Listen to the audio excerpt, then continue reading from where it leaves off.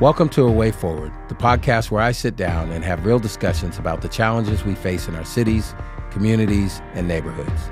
The goal of this podcast is to create a space that includes expert interviews, guests with lived experiences, and voices not often heard. I'm your host, retired Police Chief Daniel Hahn, and I will bring my experience in law enforcement, community, and education to each conversation so that together we can build a way forward. Well, I'd like to welcome Assemblymember Kevin McCarty. Just a little bit of background. I want you to talk more about your background, but just as an intro to folks listening, Mr. McCarty was born and raised in Sacramento, attended American River College and earned degrees from CSU Long Beach and CSU Sacramento. Mr. McCarty has served as a Housing and Redevelopment Commissioner, a City Council member, and a State Assemblyman, and is married to his wife, Letitia, and lives in Sacramento with 2 teenage daughters, probably the biggest job you have. That's a tough job.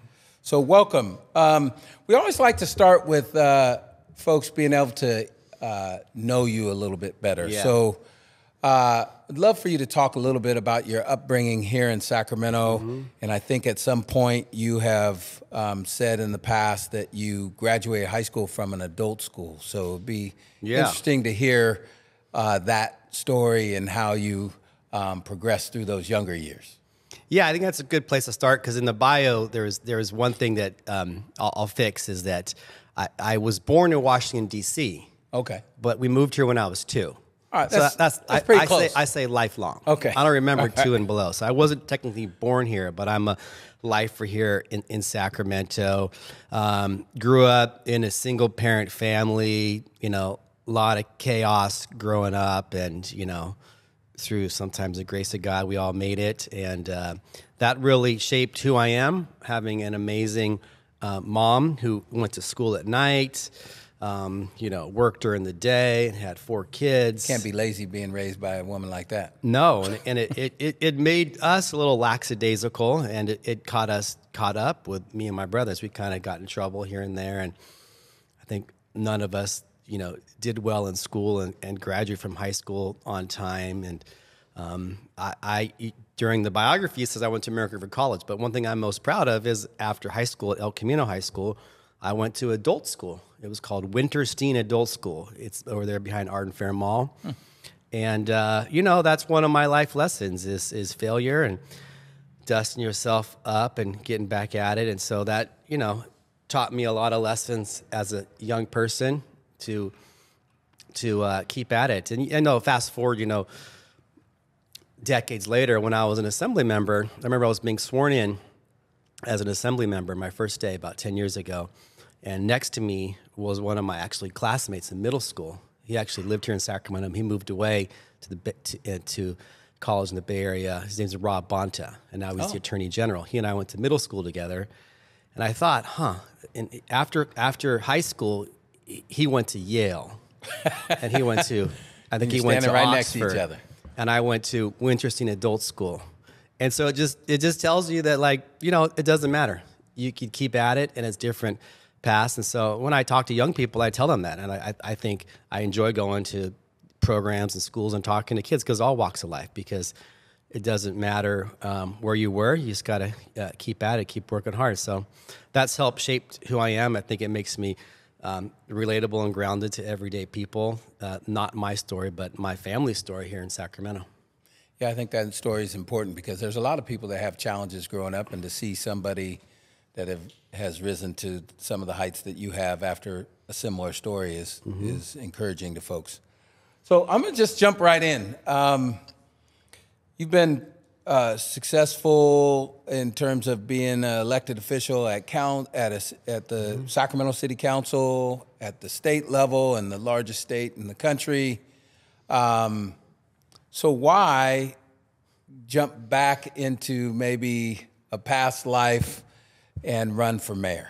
Well, most people think I'm crazy doing this, but I'm doing it for that further story. Because I'm a Sacramento person. This is my town. This is where I grew up, and I'm not giving up on Sacramento. First of all, I don't think we are giving up. There's a lot of problems in Sacramento. We'll talk about that, but I think there's amazing assets too. I want to build upon. But we talked earlier that I have two teenage daughters. They're 15. They'll be 16 in a couple weeks.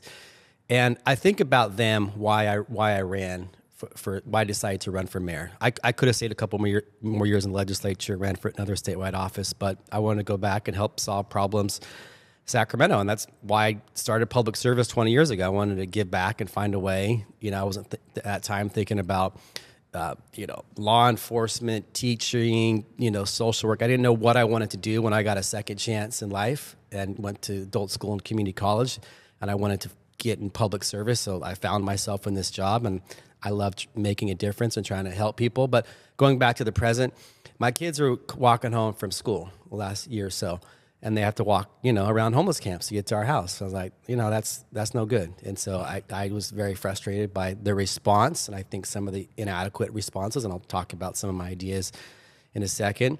And so I wanted to make sure that they're safe coming home from school, and all kids and all neighborhoods, people walking their dogs. And so I think that that's a key piece. But why I'm running it is for them and the future, because now they're 15. And usually over the last 50 years, mayors have served 2 terms, all of them pretty much. And that's about 8 years. And so I'm thinking, in 8 years, they'll be, like 22, 23. Like they'll be graduate from college, hopefully. And I'm thinking, are they going to want to come back to Sacramento? So that's why I'm running, is for the present, but the future, to make sure that we address these issues, big and small. Certainly safety, neighborhood safety, but also, housing, making sure people can afford housing at all income levels, making sure we have jobs and a thriving economy, not just state jobs, but jobs for all sectors, and make sure it's a city that's fun and that young people want to move to and young people want to stay if they're already here. Right. We have great, sports and music and arts and culture and food. And so I want to expand upon all that and, help tackle these problems. So I decided, it's a tough job. Everybody thinks I'm crazy doing it. I've talked to mayors around the state. They say it has pluses and minuses. But I know what I'm getting myself into, Daniel, because I served on a council. Absolutely. And I know how to do the job. I know it's a team job. You have to work with others. You can't flex, and you're not a king here in Sacramento. You don't get to just come in and call all the shots, huh? No, and so I've been good in my job being a people person. And so I know what it takes, and I have relationships with not just the council, the county supervisors, our state delegation, our congressional delegation, because in order to solve our problems, we need all of us on the same page. Before we jump into what your priorities would be if elected, I think we had a somewhat, not completely, but somewhat unique primary in the sense, at least the word on the street was that the pollings all said that yourself and Dr. Pan were leading the polls for the primary. Both of you have political experiences and has those networks. What I always heard was people like Steve Hansen were basically third, who also has experience on council, and then there was Dr. Flo. And now you've progressed through the primary, and it's just you and Dr. Flo, and somewhere in that process through those polling, Dr. Flo came in first in the primary, you second, and those other two are out. Yeah. What do you think was behind, at least from what I heard the experts saying, at least initially, that Dr. Flo had no chance, that these are established political figures in our city, and yet at the end of the day, it's you and Dr. Flo. What do you think was going on there, at least in the voters' response to how at least the initial polls seem to have had it wrong? Well, first of all, don't believe the experts. Okay. Number one, I'm good with that one. Number one, and whether they're in law enforcement or sports, right, everyone's got an opinion. Look, we did our polling, and we had us number one and Dr. Flo number two. Oh, really? A few weeks before the election. Closer to the election. So we knew that Pan and Hansen and I were very similar. We were former elected officials, kind of center-left candidates running against a newcomer who was very left to us. And so she kind of had her own lane, and we were kind of fighting for the same type of vote. We thought we were in a best position, and we were number one. I will say that some group spent $1 million ripping my limbs off, literally, and no one else got touched during the primary. So their polling probably said, well, they wanted to take me out, but we survived, and we had to, have a hustle campaign and spend money and defend ourselves to get there in the top two. But now we're regrouping, and the voters get a second chance, and I'm looking forward to it. Dr. Flo has some new ideas and a fresh face. I think people always like that. Whatever election you're in, people aren't always happy with the current state of affairs and elected officials, and so. But I'm looking forward to talking about my experience, my wherewithal, my vision, and my values, and I think that it'll resonate with the people of Sacramento. You touched on it a second ago. Do you think some of that is people's frustration with the status quo, or what's been going on is what creates an environment where somebody that has no political experience, official political experience, is able to get in the mix? Is that partly because people are frustrated? Yeah, at all levels of government, but the remedy for their frustration is very different. I mean, you may be frustrated upon your illness. You can't walk anymore. You want to go to surgery with someone who's never had a surgery before, or a doctor who's experienced. And so I think, too, that being able to work on these issues and be effective matters to the people. And I think voters have talked to me over and over, and they kind of like somebody who has experience. They like newcomers too, but we'll take our chances bringing those messages and our platform to the people. Sure.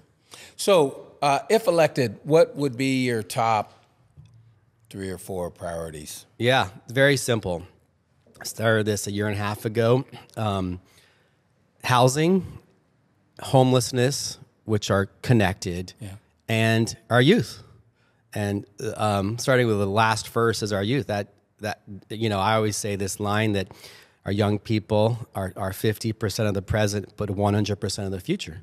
So, we need to make sure that we invest in our youth. And I know my family benefited from after school sports programs, all that. So I know cities don't run the school programs, but they have a huge role in impacting and shaping our youth. Wholesome stuff to do after school, stuff to keep kids out of trouble, out of squad cars. And I think that there's a lot of things that cities can do to help shape our community and our youth. But the 2 big issues of the day, no matter where I go, are housing and homelessness, and they're linked. Housing, I talked about that earlier, that I'm concerned about the next generation being able to afford to live in Sacramento and maybe move into Utah or somewhere else out of state. And so we need to, build way more housing at all income levels. And so I'm a YIMBY candidate, yes, in my backyard candidate to lower the barriers. I have some plans to reform the city building department to make it easier for people to build homes, big and small, throughout Sacramento. And then the biggest issue, the last one, is no matter where I go, whether it's Del Paso, North Sac, Meadowview, Pocket, East Sac, it's homelessness. It's the issue. And when I was on the city council, speaking of frustrations, voters are frustrated about this, it was never an issue. Nobody ever talked to me about homelessness, ever, in my district. Right. Can't remember one meeting anybody brought this issue up. And it's the only issue. And so I have some very, I think, aggressive views on this, what we need to do. I think it's very simple. One, we can't allow urban camping in the city of Sacramento. Under underpasses where my kids... And how would you go, because there's a lot of differing opinion on that very topic there. There's a lot of frustration, as I'm sure you've heard and see all daily, I'm sure, is both with people that live in our communities that are frustrated with the homeless situation, whether it's trash or theft or any number of things. The businesses are extremely frustrated with, I guess you could say, the response to homelessness. So what exactly, when you say no urban camping, what would that look like in Sacramento that's different than today? Because clearly you can drive around and see a lot of urban camping today. Yeah, I would enforce it. You can't have your tents and campgrounds there and stuff. And I guess people could every night go and sit down and on a bench or park and sleep. but like once you start setting up your camp, your tent, you can't do that. And I think we need to be very strong on this for one reason. One new reason is that the new Supreme Court decision, which I support, says that cities can enforce the no camping laws. If Sacramento is kind of weak on this, like we have been the last few years, West Sac, Elk Grove, the county, they're not going to be weak. Which means and homeless individuals have a lot of problems. Addiction, poverty, mental health, all these things combined. Not all of them, but too often. But they're not stupid. And they're going to realize, you know what? They're not hassling me over there in West Sac. I'm going to go across the bridge of Sacramento. So we're going to get more problems. And so we need to be very swift on our enforcement of no camping. Conversely, people say, well, where do they go, Kevin? I think that we need to bite the bullet and open up more low barrier, safe ground locations throughout the city. I've been kind of frustrated. The city in the last few years have been spending money on Cadillac versions of permanent supportive housing, which $700,000 a door. And do the math, Daniel. There's roughly 4,000 homeless in the city of Sacramento, 700,000 per door. That's $2.53 billion in that range to house all these people. That'll take us 400 years. And so that's a panacea. Right. So I think that we need to focus on low barrier solutions. Some of the advocates think it's unfair because everybody needs to be indoors with HVAC and indoor plumbing. Yeah, but it's better than under the freeway when there's no bathrooms, no water, no trash, and no services. So I want to zero in on opening up triage locations throughout the city, and working with others too, working with the county. The county has of course the main role in homelessness over the years. One thing that I'm pushing in my current job as a lawmaker and as mayor is a regional body to work on this. We have regional JPAs that work on air quality and transportation, wastewater, library, even our cable TV system, but not regional thing that works on the issue of the day of homelessness. And so our grand jury came out with that recommendation last year. I 100% support it. So, I think we need multiple solutions. I think some of the things I'm working at the state level are important too. Some of the reforms on mental health I think we need to have compulsory treatment for some people. Some people out there are homeless, have serious mental health issues, and I think we need to take them and put them into treatment. It's very controversial by some groups, but I support that. Voters are going to vote on this issue on Prop 36, reforming the Prop 47 10-year-old law. And some of that's kind of a hammer, some of the solutions. But I like some of the elements in there that, forcing people to drug treatment. And a lot of people that you see getting arrested who are homeless, who are causing problems in our central city, get arrested over and over, and there's no accountability. And so I like accountability. Okay, you need to go to treatment and help yourself, or you face accountability as far as incarceration. So there's not one tool to all these things, and it's going to take all of us. But one thing I want to do as mayor is going back to like the compulsory treatment for mental health. I'm going to fight and use all of my resources to have Sacramento be number one in line to get hundreds of millions of dollars to build more facilities to put people when they are experiencing crisis out there. And that's a good point you bring up there, because a lot of people say that folks on the street don't want any services. And I've surely seen people refuse services more often than not. But I think, to me, there's a lot of people that aren't in their right mind, right? They have a drug problem or a mental health problem, or oftentimes both. And if they were in their right mind, they probably wouldn't choose to live the way they're living. So the issue of compulsory treatment, we have Laura's Law, but I don't know if that's too cumbersome, but it doesn't get used a lot. Yeah. Like what would you advocate for in terms of that? Because I think probably most people, regardless of where they fall on what needs to be done about the homeless issues in any city, can drive around and go, that person right there is not in their right mind, right? They're behaving in a way that they clearly need help. Good point. A few weeks ago, I talked to the Downtown Partnership, and they were saying that, all the tents downtown, the homelessness is problematic. But they say that there's 10% of all those homeless down there that create 90% of the problems. People are not quite right mentally. And those are the people we need. Scares people. We need. Yeah, my kids are going to go to downtown. They want to go to the mall, the concerts here and there, and like it's kind of frightening sometimes. Some of the people around there. So those people we need to make sure that we get into treatment.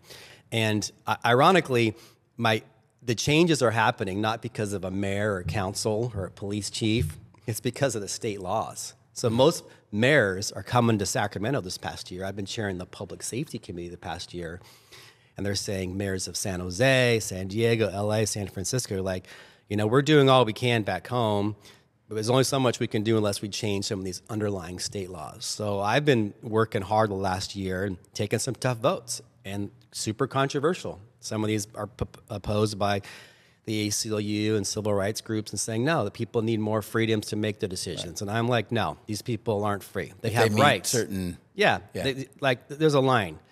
People have rights, but they're dying with their rights on in the middle of J Street. Right. And so literally that's not good for anybody. And I've talked to families and they're like, yeah, I wish I could get my loved one help, but they won't. And so I think that we need to push people to treatment. And I think that's something that I've been working on for a number of years, not just because I'm running for mayor. And that would be something outside of Laura's Law, for example? Outside of Laura's Law. Additional tools There's 3 or 4 new tools on the books. Okay. Care Court, Laura's Law, the definition of gravely disabled. Right. But the big question you're going to ask is, okay, if a SAC PD or a SAC fire goes and finds somebody, like, what are they going to do with these people? There's no place to go. And so we did pass this measure, the voters, a few months ago, Prop 1, which builds more behavioral health beds to have compulsory treatment. So, like, some people think this is like, back to one that flew over the cuckoo's nest, and you're going to force people in there. But no, there's a middle ground. But right now, the current system is failing. Right. It's failing people and it's failing communities. And not all homeless are mentally ill, and homeless are very diverse. There's families, people trying to work, people that have jobs. But some of the people that cause the greatest amount of problems, I believe that we need to have tools to force them into treatment. And if it sounds like you support Proposition 1, so what do you say to the folks that are concerned because portions of Proposition 1 takes funding from one bucket, the services bucket, and puts it into the housing bucket. And so some of the service providers are worried that there won't be funding for services. Yeah. So we'll put people into housing, but as you mentioned earlier, if they don't have services, how successful will that be? Well, first of all, Prop 1, it passed. The voters voted for it, so it's law. So it's getting the people of California chose, and they voted yes. It did that fund. It's the millionaire's tax that our current mayor Steinberg wrote 10, 15 years ago when he was a lawmaker. That fund has like doubled and tripled the last few years. So I think there's enough money to go around. Part of it too, we're bonding against resources in the future to build, behavioral health, which is basically housing for people with severely mental health disorders. And some of those could be addiction as well. And so we need to have places for people to go. And I don't think going to, state prison or county jail is always the best result for people. You need to have places where there's actual services that people can do well. They can get medicated and get their life back in order. And so you mentioned the recent Supreme Court ruling, which I think probably provides some clarity. There's always been much discussion on Boise, especially in Sacramento, but I'm sure throughout California and elsewhere. There's also been a new executive order issued by the governor that, depending on where you fall on what the solutions are to homelessness, some folks have been very happy about that executive order, feeling that now, cities have some more tools and more ability, whereas maybe they felt Boise restricted them. What do you feel about the governor's executive order, and do you think it will help in some way in what we face here in Sacramento? Well, it's not the only tool, but it's a tool we need to have. And I support enforcing no camping. I supported Measure O a couple years ago that says we can enforce no camping. But also part of that Measure O was open up sites for people to go. And, you know, as we said earlier, the mayor is not king. They can't snap their fingers. Right. But here's what I would do if I was king of Sacramento. I would enforce no camping, and I would open up more sites where people can go legally camp. It may not be perfect, but they have places where you can camp. Your stall number 17, like when you go camping at KOA campground, where there's bath and water and trash and services. People would come around and help people. And I go to people with a little piece of paper and be like, hey, you can't camp here. Here's the little sheet. And here are the 6 places you can go right now. And if I refuse? If you refuse, I'm going to come back. I'm going to take your stuff. We're going to put it in the back of my dumpster. And you got to go. You can't camp here. I think I'm adamant about it. You can't camp on the 50-yard line of McClatchy High School. You can't camp in McKinley Park. So why can't you camp in a sidewalk blocking people's, you know, ability to walk to school or you know, through the neighborhood or in front of people's businesses? So the governor's executive order, I support, that focuses on state property. Right. So, you know, I think it's kind of an encouraging word towards the local governments. Yeah, and I know in Sacramento we've seen fewer massive encampments, the ones on the freeways where there's fires and barbecues and bike chop shops and just like that's just too much. So that although I did drive by one of those very things this morning on the way to work. Okay. In the South area. Yeah, so they're not as many. Right. But maybe that's the point. They're going out of sight. They're going more. People don't see them. So you know, I you know there are skeptics about that are okay with legal camping, including my opponent for mayor who don't want to enforce that, and they say we need to open more sites. And I concur. And the city, I think, needs to focusing on opening up these safe ground sites throughout. And I talk about this a lot during my campaign. I'll give you an example that it's not always about money. It's about leadership and priorities. You know, every Tuesday night, the city has something on the agenda. Maybe it's, you know, talking about the tree canopy or, you know, a cultural, you know, celebration or, you know, something. Sure. We don't talk about the issue of the day. If I was mayor, I'd agendize every Tuesday night emergency homelessness sighting. Make it uncomfortable for all of us. What are we doing? Because we're getting $25 million a year plus from the state every year, and we need to focus on our biggest bang for our buck. So what I want to do is I want to have an audit and accounting of all of our money we're spending, not because I think that there's nefarious activity, but I want to make sure we're getting our biggest bang for our buck. We have lots of problems, not enough money to solve all our problems. We need to make sure that our money matches the best solutions. And I think too often, Daniel, the government focuses on the perfect solution, the Cadillac version, not just like the Honda Civic version. So it just stalls out because we're waiting on the... Yeah, like let me give you an example. What's the date today? The August the 6th. August the 6th. So 2 years, 1 month, and 6 days ago, I got money in the state budget for the county of Sacramento to address homelessness along the Parkway. The county said, McCarty, can you help us get $10 million in the budget, supervisors? And I said, yeah, I'll get at it. And that was a year at a big surplus. And so I got $25 million earmark in the budget to do emergency housing, emergency shelter, not housing, emergency shelter adjacent to the Parkway. They came and gave me some big plan and map what they were going to do. Well, now again, it's been 2 years, 1 month, and 6 days. They haven't spent one penny. So it's not always about money. Interesting. It's about leadership and priority and pushing. And I think what happened there, their focus is on the perfect solution. All the advocates want these perfect indoor apartments with the wraparound services. And like that's going to have a solution for 5% of the homeless population. I'm trying to find a solution for 75%. It sounds to me like what you're saying is leadership means that you have to be comfortable with some people aren't real happy with you. Yeah, and I've made tough votes over the years, and people don't always like my votes, but I always stand by them, and they're always explainable. And I think this is an issue that we need, someone to make tough decisions. So, last question on the issue of homelessness. But I agree with you. It is the thing you hear about from everybody for probably the last at least 4 or 5 years. But I think this is also an issue that your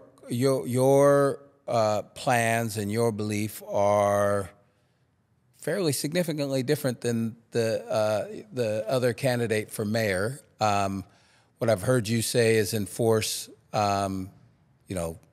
tents, camping, urban camping. So how would that look different? Because she has talked a lot about services, but kind of shies away from the enforcement side. So, obviously all these services won't just magically appear day one of your mayorship, but like, what would that look like in the near future for the folks that are frustrated, including the homeless people, in regards to moving tents and getting those services? Yeah. Well, I think there's a few differences. One is enforcement of no camping. There's some in the city say we shouldn't do any enforcement until we have housing for everybody. Right. And which is probably more the same of what people have been hearing for a while. And I think some people want the perfect solution because they know we'll never get that. That means we'll never enforce. And so that'll take us 400 years if you do the math in the back of the envelope. So I don't know about that. I don't support allowing our city parks to be used as homeless sites, which some in the city. Here. Yeah. No, but green lighting it, saying you can use, like I think she has said in our forums in the primary, that we should use underutilized city parks for homeless camps. I think it's a terrible idea.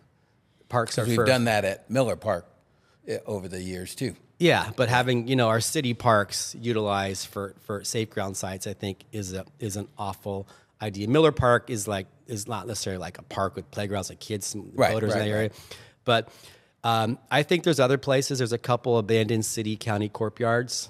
There's some Caltrans land. There's some land on the back at Cal Expo that's underutilized. And I think we should go to nonprofits and churches and others and saying, hey, what can you do?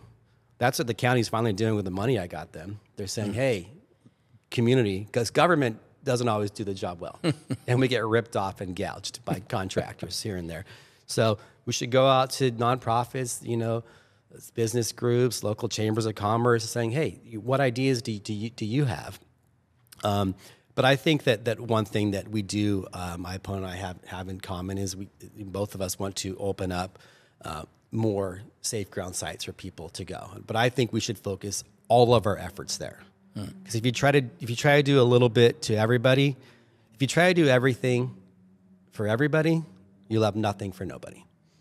And so I think we just need to zero down and focus on low barrier, affordable options that we can afford to get people off of the street.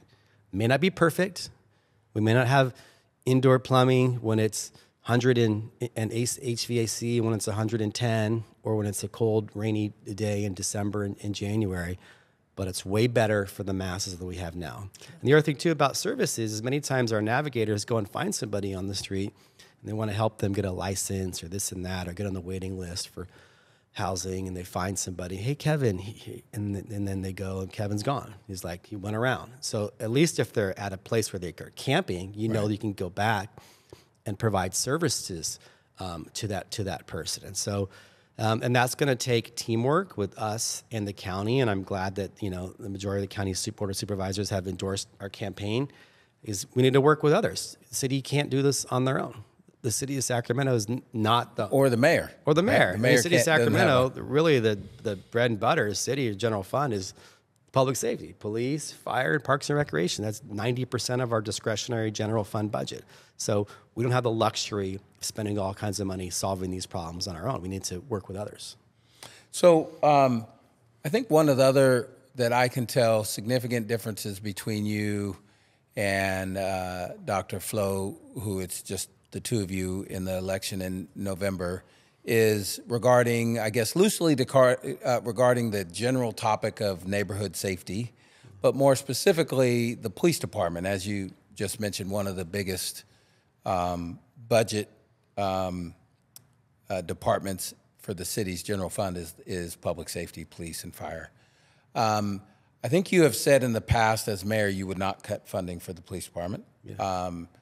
I think your opponent has often said that she would be willing to cut funding, defunding, whatever you want to call it. I think she has also said, use some of the funding for the police department. She's commented how much the budget has gone up for the police department over the last years, to use that for social services and other things.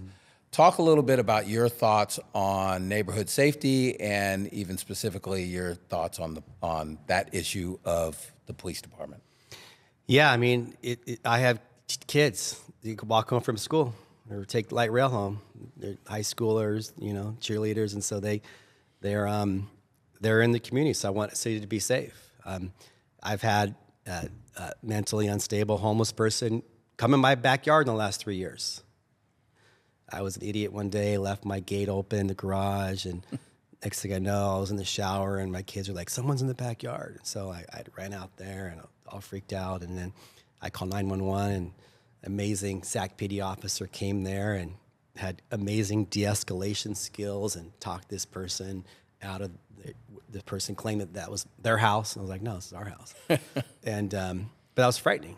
And so, I don't want to defund the police and having our response time to that call being 17 minutes as opposed to 6 minutes, which the response was that day. I have been sometimes on the forefront, as you know, Chief, on police accountability, on police reform. I wrote a bunch of laws at the Capitol to focus on police accountability and oversight, which at the end were all, they were controversial, but at the end they were all bipartisan votes and worked with law enforcement to get passed. But they were super controversial in the wake of George Floyd and Stephon Clark. So I've been at this issue and holding police accountable, but one thing that I never support is defunding the police. I think you can have accountability, but you need adequate police funding. So I know there are calls to do more, have social service responses to 911 calls that are people who have, some type of, mental breakdown. But those are very volatile calls. I've talked to the fire department. They're like, they don't go to those calls until they wait back. Yes, they do. They wait back until they get That's right. a police officer to go with them. So I don't think we want to experiment and be like, oh, let's have social workers respond to those calls instead. I think we need more social workers going out to calls with law enforcement, but having, this defund of the police, I think, is a reckless idea. And I don't support it. I think it'd be terrible for the city of Sacramento and make us less safe. I've always thought it was interesting. It feels more like I'm upset with what I've seen from the police department, so therefore the way I punish them is defund them, as opposed to believing if I think we need more social services in our city, it really doesn't matter where the money comes from. Let's figure out where we can spare money to fund this. But I think there's some groups that, no, it has to come from the police department. I'm like, well, that seems more like punishment to the police department than really trying to get to where you're trying to go. And then on last question on this. Well, I want to talk about the overtime thing real quick, too. Yeah, go ahead. Yeah, because there's one thing that says that the city has all these vacancies in the police department, and they're not able to hire officers. And that's a problem. Yeah, we can't hire officers. That's nationwide. That's nationwide. Yeah. And look, we can't hire preschool teachers, nurses, even, cooks at restaurants. We're having an issue with, employment. So we have to fill. I explained this in rudimentary terms. You're a decorated former chief. You can explain it more than I can. But like when you go to a roll call of a police substation, they have to fill X amount of slots. If they don't have those slots, like, hey, who wants to work overtime? Right. And so one, that's going to wear out these officers down the road, and they're making more money and pay for their, retirement or kids' college fund. But I'm not sure how long that can last. People working overtime, double shifts over and over. But the notion that we can take the money we have for the vacancies and put it somewhere else and not use it for overtime is ridiculous, because then if you didn't have the money to shift to overtime, then you'd have, these patrol divisions going out woefully understaffed. And then the calls when someone's in our backyard who says, trying to get in, a homeless person who's not quite right, and their response time, triples. And so we can't have that. Mm-hmm. So I asked my daughters, in thinking about this conversation on the issue of mayor, I asked them, because they're not into politics, they don't even watch TV at all. Yes, actually, they're on their laptops or something. Okay. So I just asked him, like, what are you concerned about when it comes to the city? What are you concerned about? Like, if you're thinking about voting for mayor, like, what would be your issues? And the biggest issue, my oldest daughter, who's 19 and is sophomore in college, she said housing. And you mentioned housing earlier, and she didn't mention housing in terms of the homeless community. She mentioned housing for people her age. Yeah. So she has friends that go to college all over the country, and some pay double what she pays in Turlock for college for housing.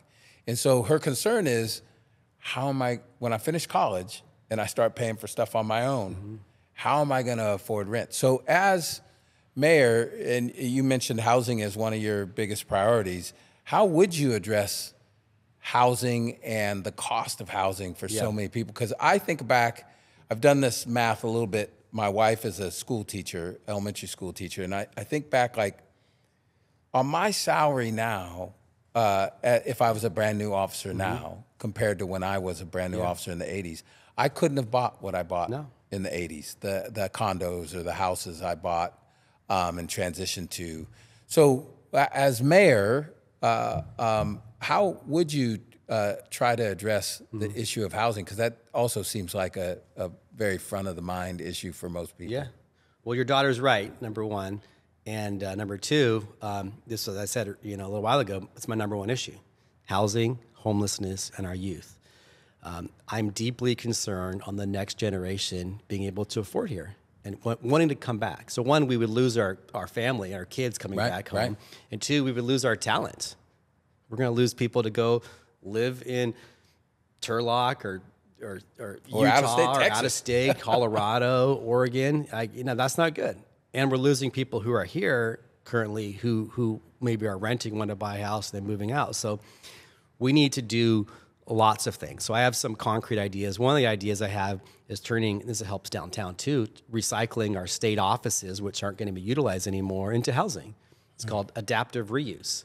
And I literally wrote the law a couple years ago, which is being implemented. So after the pandemic, people worked from home more. And so I was like, hey, we need to make some lemonade out of these lemons. And so we're recycling the EDD building into 500 affordable housing units for people, entry-level workers like your daughter come back from college. I don't want to cut you off, but I just think what you just said is so interesting to me as somebody that studies history, is those areas where most of those state buildings are downtown used to be the West End, that were houses, and we tore down and built those buildings, and now it feels like we're going back to houses. It just hit me when you said that. Well, I'm a lifer of Sacramento like you, so you and I roughly the same age and know our history before our time. And that was housing down there, and they tore them down, and they were housing mainly for brown and black people too, not to be lost upon us.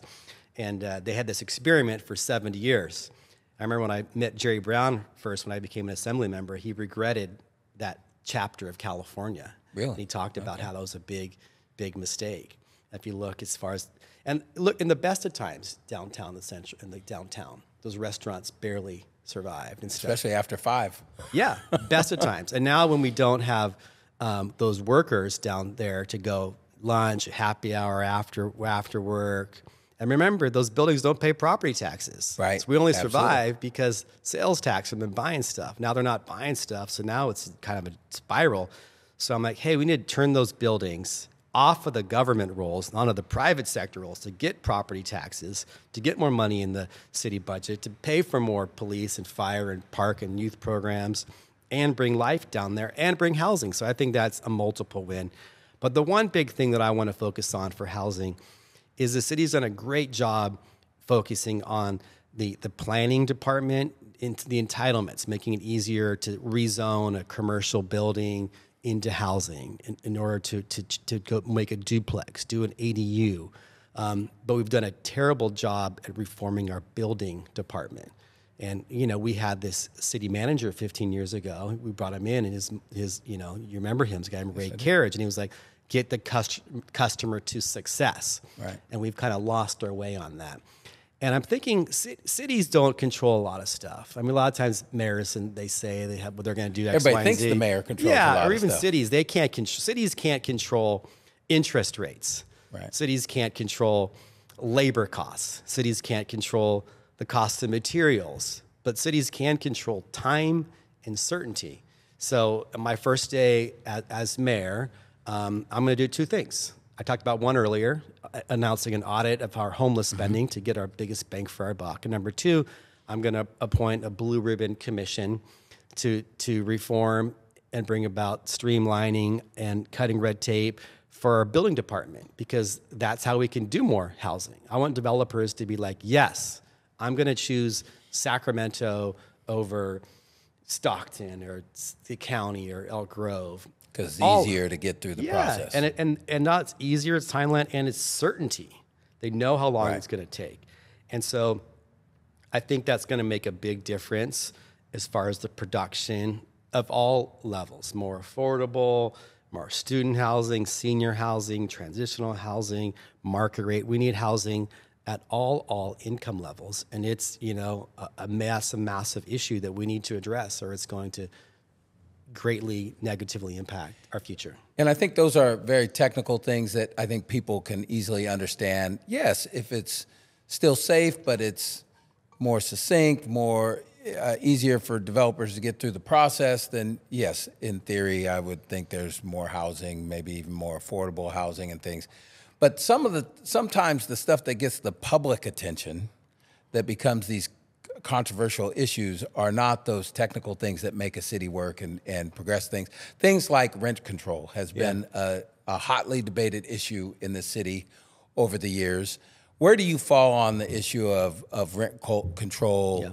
That there's, I don't know, it's probably 50-50 in the city on people for it and people against it. What do you think about rent control? Would you be a huge advocate for that as mayor?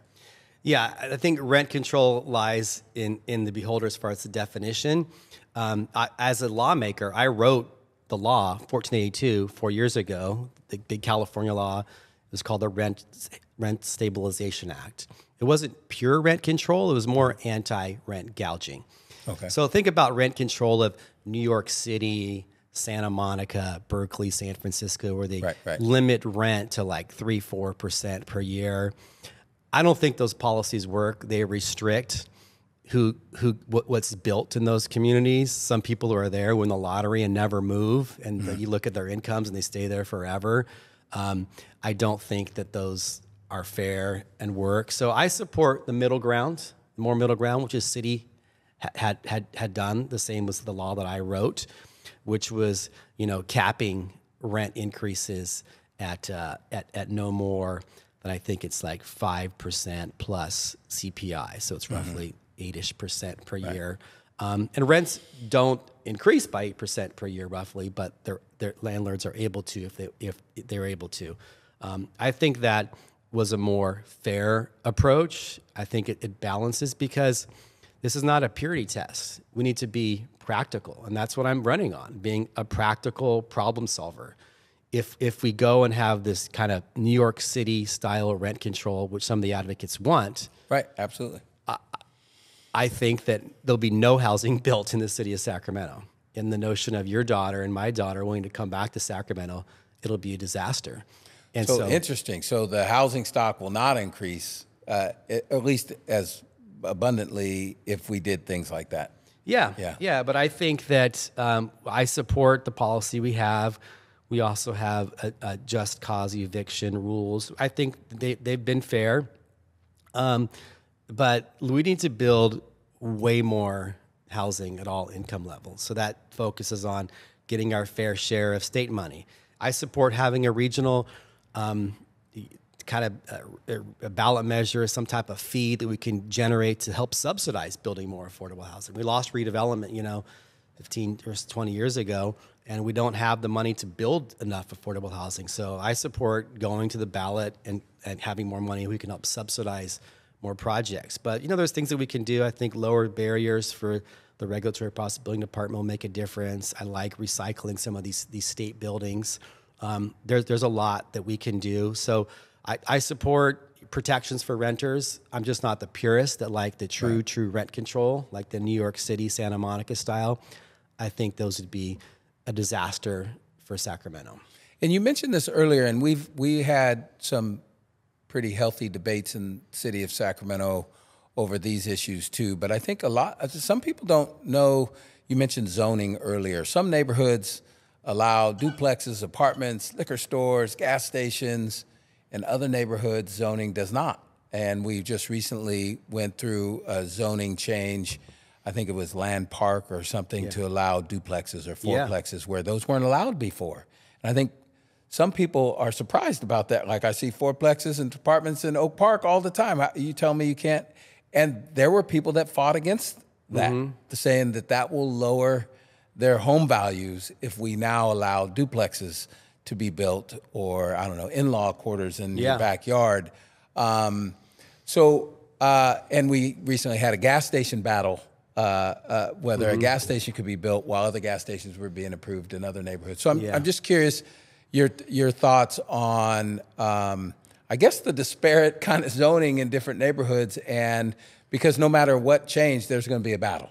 Yeah, well, we have a long history of land use decisions that were enacted to help the privileged and the white, and to focus on, trying to put down and harm, people without resources and communities of color. So we had, these horrible racial covenants, which still exist, which I wrote laws to change those in cities. And so it's been an issue that I've been focused on for years.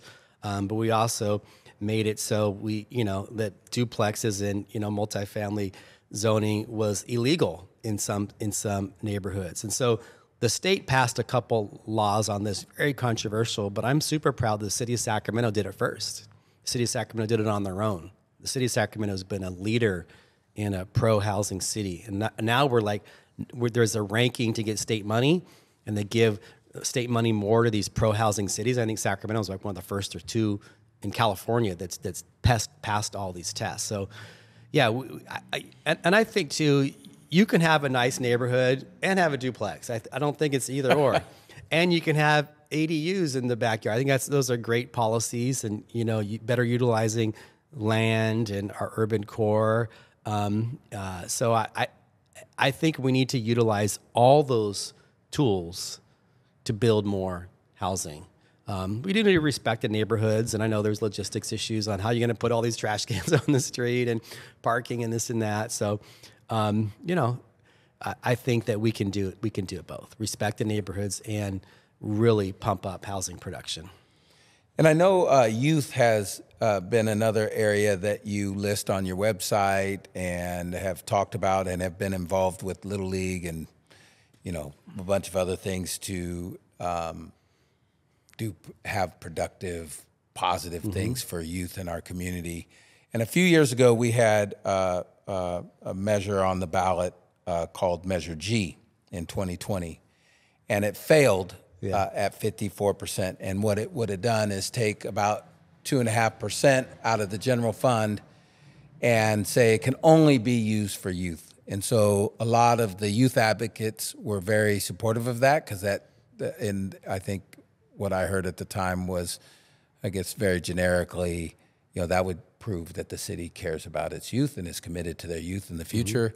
And of course, the other folks said it's not a good idea to lock down that portion of a general fund that takes it out of the hands of council, especially when bad times come. How do you get in a recession or something like that? How do you pay your bills? So what is your thoughts on Measure G or similar measures that lock down X percentage of the general fund for youth? Yeah. Well, then after that, of course, Measure L did pass. I guess it was in 2022.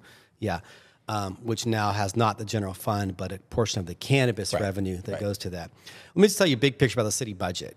I'm deeply concerned. I'm deeply troubled that when I was in the city council, I think we all should be. Well, here, let me just give you a quick picture. Now we're running out of time here. We had the Great Recession. We had unemployment north of 10%.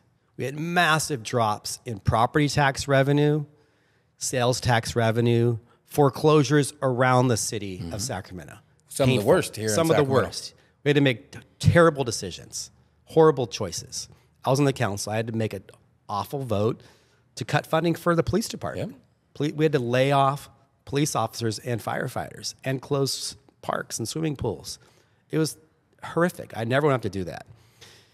Now we're faced with a deficit in the city again, and we don't have a drop in property tax or sales tax. We have record low unemployment. So how is it that things are going at a good clip? In my home, I would say we have a spending problem. We have a problem. So as mayor, I'm going to use my experience and top decision-making skills to be like, hey, let's slow down. Let's slow our roll. What's happening here? Are we focusing on the core? The core city programs, like I said, 90% of discretionary general fund, three things: police, fire, and parks. 80% of that is police and fire. People say, what about water and garbage, utilities? Those are all paid by your bills. So the general fund are these core things. So we need to go back and look at what we're doing and focusing on the core mission of Sacramento and really zero in on these things, because it's very, very, very troubling. I don't think there's an opportunity to raise taxes again. We already did that with our sales tax. I think voters would be like, hey, what do you mean? We don't have a recession here. I'm the one who put Measure U on the ballot in 2012, and it was to restore city services in the wake of the Great Recession. People said, yeah, we should rise up. But right now we have increases in revenues, so it doesn't make sense. We have a spending problem. So what do? I think that we need to grow our economy, look for economic development opportunities like Aggie Square down there and in Stockton Boulevard area. You know, my ideas about, you know, the barriers for building more housing to get more development, not just housing and restaurants and all kinds of jobs. We lower the barriers for the building department, cut red tape. But as far as the youth, you know, the voters just voted, you know, 2 years ago, essentially, to support this youth measure with cannabis. And so I support that. And frankly, it's not my opinion. So if we want to change it, you got to go back and talk to 100,000 people, the city of Sacramento. Good. So last question, and I only asked this, I haven't not heard it coming up recently, but I imagine as a major city in California, the capital of California, it will come up again, I would imagine, and that's the issue of strong mayor. So Kevin Johnson in 2014 brought it up. It was on the ballot, failed. Mayor Steinberg brought it up, called it the Accountability and Community Equity Act, and he said that a strong mayor would help move faster in addressing the homeless crisis, which, as we've talked about, is probably the #1 issue on everybody's mind, and uplift disadvantaged communities. But it, too, failed by, I don't know, roughly 55%. Yeah. So for you, your thoughts on strong mayor, and I guess more specifically, would you bring that back? Well, a few things is that I've never supported the strong mayor. And you look about the other cities that do have strong mayor, San Francisco, LA, San Diego, and Oakland. They have homeless problems. Chicago. Yeah, they have lots of homeless and crime and other problems that we have. So I don't think the strong mayor is going to solve all your, is the panacea is going to solve all your problems. What you do see in strong mayors sometimes is more kind of corruption and problems, and you know putting the thumb on the scale. I like democracy here. I like that you can go to your council member and they have just as much weight to work on these issues. So I'm fine working the current system. More importantly, the voters of Sacramento have said no. But I'm a team player. I've been able to be effective because I've worked with others. Let me give you an example. When I was a young council member, I wanted to work on some issues of gun violence. I was, really hurt when my police chief at the time, Brazil, would call me on Saturday, and whenever the phone rang, I said, "This is not good. It's not good." And when you called me, I was like, "This is not a good call." No. And especially when sometimes it was a horrific car accident, but a lot of times it's like a young person, mowed down with a firearm, and I was like, "This is too much." And so I wanted to do some firearm legislation. And I decided I was going to get the most conservative guy in the council, who's my seatmate and a former cop named Robbie Waters, to be my, I guess, co-author of my ordinance. Mm-hmm. And I did, and he did it with me. We did it together.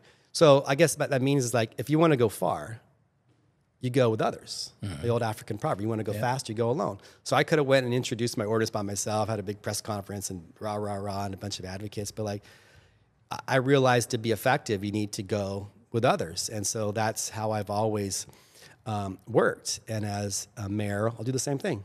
I'm going to be very different than our prior mayors. I've seen them all work. They've all had pluses and minuses, and you know, I'm a look just like our parents. They have, you know, pluses and minuses. And we try to be the best version, and so I want to focus on what's in my own style, but be able to move an agenda forward in partnership with my city council colleagues and with the county and with our legislative delegation and with our congressional delegation, because like this issue of homelessness, like City of Sacramento is not going to solve it on its own. We're going to need everybody, you know, working in conjunction with us.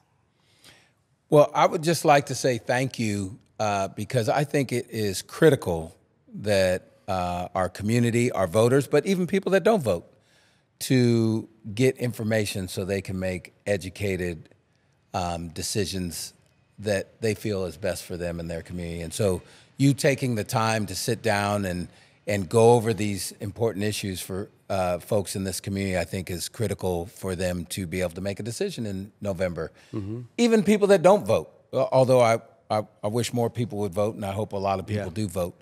So with that being said, for somebody that's listening that wants to get more information about these issues, like what is your website, or how can they learn more as they try to educate themselves moving into November? Yeah, so I'm sure the people are gonna get tired of us after October. You know, there's a dozen or so debates and forums already planned. There's a bunch of others by the media. They're being put together. They're gonna get all kinds of brochures, and we'll be knocking at their door. And so I'll be coming to you, voters of Sacramento. But if you want to learn about us too, you can go to our website, mccartyformayor.com. You know, focuses on my platform and who's supporting us. And, you know, one of the things I love about my website is I have, of course, some elected officials that support us, but community people, like, you know, nonprofits, community leaders, you know, neighborhood presidents, Little League presidents, PTA presidents, because, you know, I pride myself on working with others to solve problems. You know, I think it's what people want is someone who looks for practical solutions and partners with others. And that's what I'm all about and why I'm trying to serve my hometown of Sacramento as mayor. Well, again, thank you very much for taking the time and sharing your views. Very, very much appreciated.